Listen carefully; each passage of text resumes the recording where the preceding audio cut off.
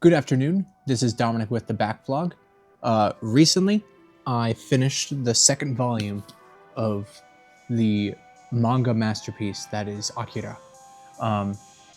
And I don't really have much to say. This is going to be a short video, but what I do want to say, compared to everything that was happening in the first volume to where we are at now, the escalation is insane. And I just started 3 today, so I'm very curious to see where things go from there. But we're a long way away from, a group of delinquents and, motorcycle gangs and everything, because now we're like at, high-tech security, military outpost outbreak or breakout. And the stakes got astronomically high, which is something else I'm going to touch on in a little bit. And everything is going insane right now. I don't know. I'm pretty sure I said this in the first Akira video, but I really want to go back to the film and see, because like there are points of the film that escape me. I know there's a lot, at least in the third volume, that I haven't ever seen before because it wasn't in the film. However, there are also a decent amount of bits in here that I think that I haven't seen in the film either. I think they are like exclusive to the manga, like pretty much that entire section. Because I guess this is basically the second breakout of this military compound, because Kei and Kaneda already did it, and the one that was in the first volume was in the film. I don't think this one's in the film though. There's like a whole elevator sequence with the resistance, and they're like being fired upon from the top.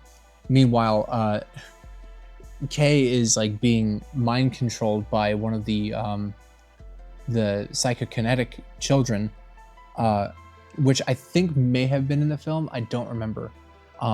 But she and Kaneda have a run-in with Tetsuo, and it's mind-boggling.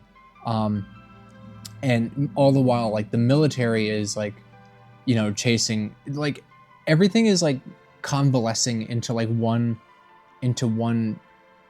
area, and it's like you have like these three conflicts that are happening at the same time, and they're all slowly like getting to the same area. And where this area is the containment of Akira, and it is insane.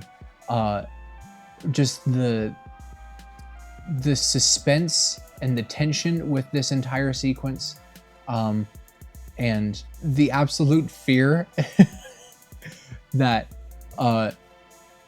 ensues with the implication of Tetsuo's temperament and power now being kind of now befriending potentially Akira, and it's just insane. And like the whole chamber like freezing up and everything, like none of that was in the film at all. I don't think you see Akira for like a few seconds in the film, and he's like a flash in Tetsuo's eyes. So they're definitely going to flesh him out more here. And the end of this volume with the orbital satellite and the massive explosion and the call for the national emergency that is throwing everything into chaos and riots.